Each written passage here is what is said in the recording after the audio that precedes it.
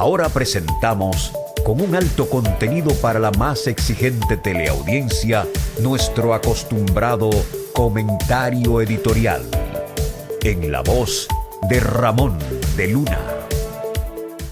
Amigas y amigos, yo he titulado el comentario editorial de hoy, Menos los descamisados y los descalzos.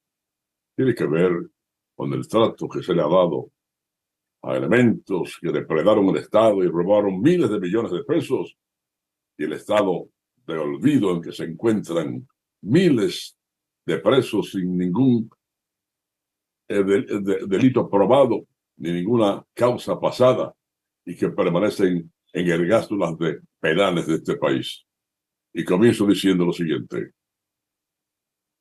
las ergástulas, las mazmorras y los peores antros hoy están llenos de los descalzos y descamisados, aquellos que a lo mejor solo robaron un plantón de yuca o un racimo de plátanos, y el cancerbero los encerró y botó la llave, sin que ningún juez le cantara la pena coercitiva de una semana, 5 meses, un año, lo que fuera.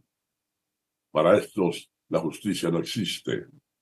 Un día tiran en el calabozo y allí sobreviven los valientes, los que pueblan el submundo carcelario de este país. Para estos no existe la justicia. Merecen ser juzgados y tratados con guantes de seda los de la nueva clase, aquellos que asaltan el erario público, los que roban millones, los que se engancharon a políticos para decirle adiós a la pobreza.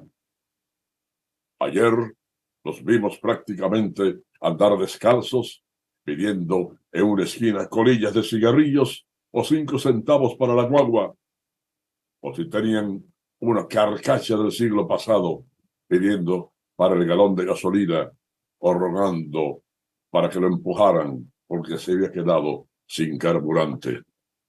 A esos, la complaciente justicia de hoy les cantó 18 meses de coerción, pero el tiempo pasa prisa.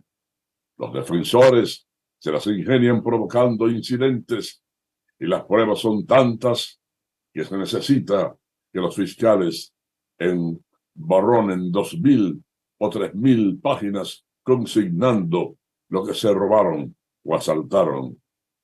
Terminado el tiempo de coerción, lo envían para su comodidad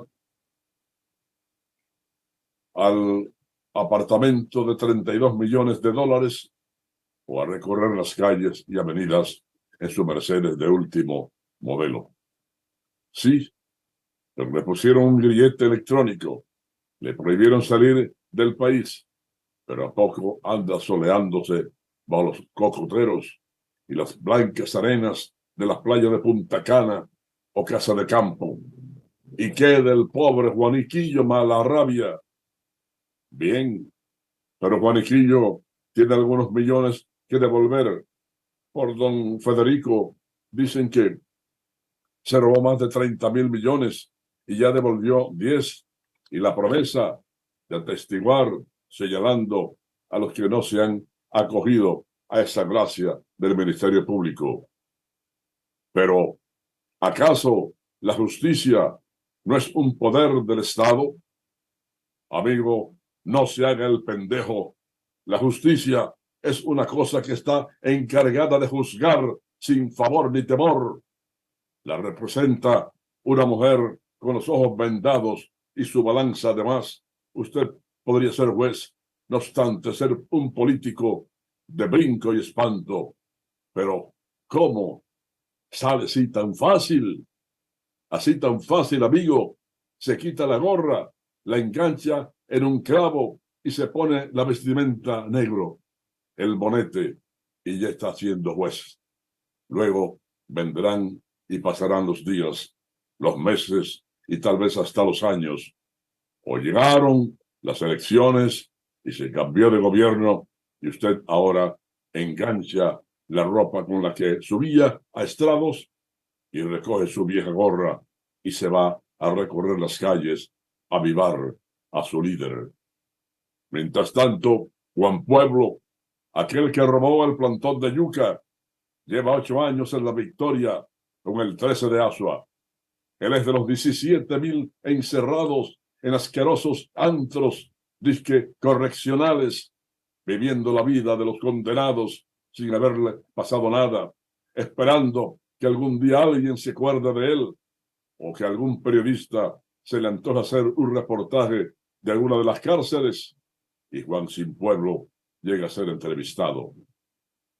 Le contará las penas que le dio el preboste, las veces que las ratas le royeron los pies, o el día en que un compañero de celda trató de violarlo. Le diré el menú diario, una sopa desabrida con un pan por las noches, 2 pedazos de plátanos con una rueda de salami de desayuno y una taza de arroz blanco o locrio de arenque y una taza de habichuelas llenas de gorgojos, así como un par de horas a la semana para tomar el sol. Un día murió Juan Pueblo y nadie fue a buscar su cadáver. Nadie le rezó un Padre Nuestro. Fue un hijo de Machepa, un número olvidado, alguna maloliente mazmorra de un penar cualquiera. Este fue nuestro comentario editorial en la voz de Ramón de Luna. Perdón, amigos, si dije una mala palabra. No acostumbro a hacerlo. Pero he escrito ese comentario con tanta furia contenida, con cuanto dolor también contenido, por aquellos que pegan una multa que le pusieron y que nunca fueron condenados por un juez y que están esperando años y años que lo juzgue un tribunal y siguen engrosando esa legión de abandonados a su suerte en las cárceles dominicanas. Señores, desde hace 26 años el río Isabela recibe la descarga constante y cada vez mayor de lixiviados o residuos líquidos provenientes del vertedero de Duquesa, donde se infiltran las aguas que lavan toneladas de basura y que corren en un trayecto de poco más de 2 kilómetros, contaminando todo lo que tocan con vida, como la humana, animal y vegetal, hasta mezclarse con ese afluente del río Osama. Desde que los líquidos salen de las montañas, algunas de hasta 40 metros de basura, se comienza a inundar toda la zona. Es el caso de la parte suroeste, el poblado conocido como La Duquesa, también al este de la zona de Jacagua y en menor propósito el lado norte, esto es allí en la capital, por todos los alrededores del botadero de basura de 1 millón de metros cuadrados, aproximadamente se pueden observar los líquidos colados que salen de los residuos sólidos. Desde hace años, los residuos cloacales, como materia fecal, orines y otros que se producen en el Gran Santo Domingo y otros lugares, son llevados en camiones tanqueros que los descargan en canaletas que corren hacia la parte baja, precisamente hacia la zona del río Isabela. En el inhóspito lugar donde confluye la cañada y el río Isabela, el panorama es tétrico, un río sin corriente superficial, color café, maloliente y con burbujas constantes, muestra de un recurso natural que está hace tiempo languideciendo. Eso es el río Isabela, contaminante de Osama y de otras partes de Santo Domingo más.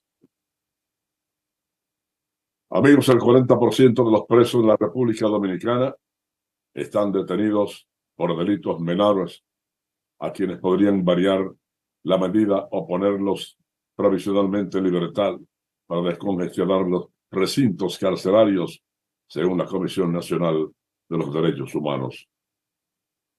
Actualmente, en el país, unos 46 centros penitenciarios, los cuales, según Derechos Humanos, tienen capacidad para 12.000 internos. Sin embargo, albergan alrededor de 28.000 reclusos, lo que fue calificado por la institución como infrahumana, violando todos sus derechos establecidos. La institución de los derechos humanos se reitera en un informe anual sobre la situación de los derechos humanos del país en el 2022, que las cárceles de República Dominicana son cementerio de hombres vivos. Se quejan de que las actuales autoridades no han construido una sola celda para cubrir el déficit de más de 16.000 espacios necesarios para combatir el hacinamiento. En el caso de La Victoria, hay 8.350 reclusos, de ellos 2.407 tienen condenas, mientras que 5.618, el 70%, son preventivos, es decir, sin condena alguna. Según el análisis para derechos humanos, estas instalaciones tienen un gran índice de hacinamiento. Caramba, yo creo que me quedé corto en el comentario de hoy que hice ante estos nuevos números que estoy viendo ahora. En Moscú, las autoridades rusas instalaron un sistema de defensa antiaérea llamado Pasir SI en la aldea del Yaskerovo de la región de Novgorod, a 6 kilómetros de la residencia del presidente ruso Vladimir Putin, en la ciudad de Valdai, según informaron hoy medios locales. La foto de la instalación antiaérea, presuntamente tomada por un residente de Valdai, una ciudad ubicada entre Moscú y San Petersburgo, fue publicada por el medio Ahmedbot, al que varios vecinos de Yaskerovo y localidades cercanas confirmaron la información. Uno de los entrevistados por el medio señaló que el sistema está operativo. La antena del radar gira constantemente y la instalación es atendida al menos por 3 militares. Ahmedbot constató que en Yaskerovo no existe infraestructura crítica u objetivos estratégicos, así como empresas importantes o grandes unidades militares.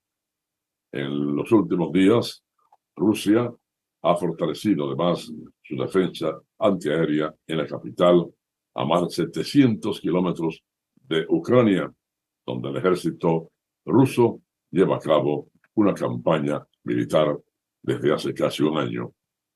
La semana pasada, los medios rusos publicaron varias fotos y videos que mostraban sistemas de artillería y misiles antiaéreos Pasir S-1 en los tejados del Ministerio de Defensa de Rusia y de otro edificio en Moscú, que se hicieron virales en las redes sociales. El canal Moscú Calling publicó varios videos y fotografías de un edificio de oficinas en la capital, en los que se puede ver una grúa colocando algo en el tejado y varios camiones militares al lado de la maquinaria.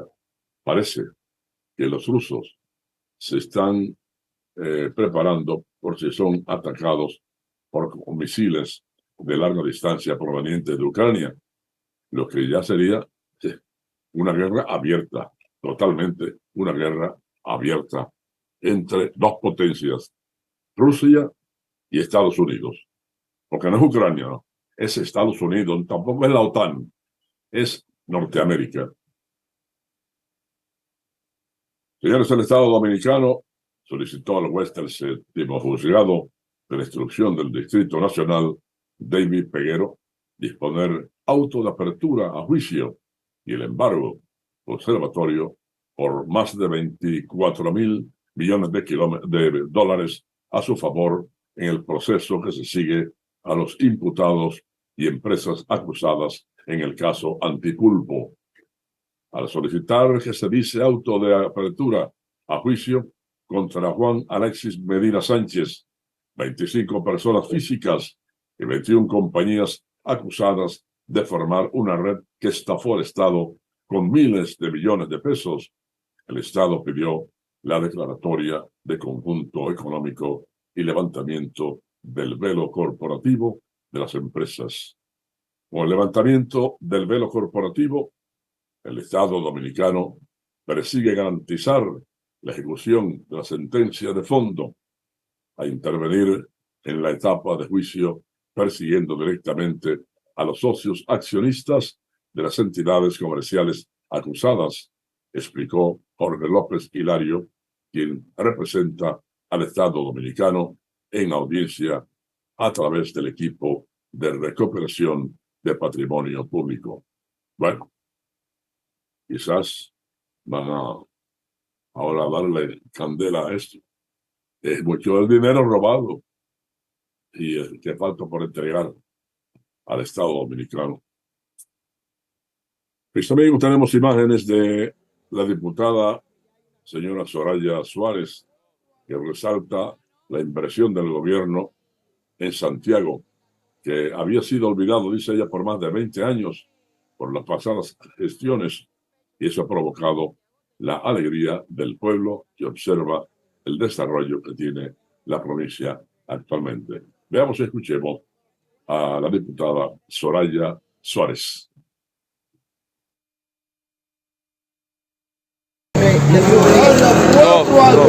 Una no, en la Yapulumí hay una tremenda torre que ya se derritió. Realmente estamos más que satisfechos con los trabajos. Santiago tenía 20 años abandonado. Durante 20 años aquí solo se vieron dos grandes inversiones. Existen, están ahí, es cierto, los dos elevados, más nada. Ahora, en 2 años y 6 meses que tiene este gobierno, podemos ver cómo tenemos la construcción del arroyo de Gurabo, cómo tenemos la construcción del monorriel y cómo tenemos también la construcción del funicular.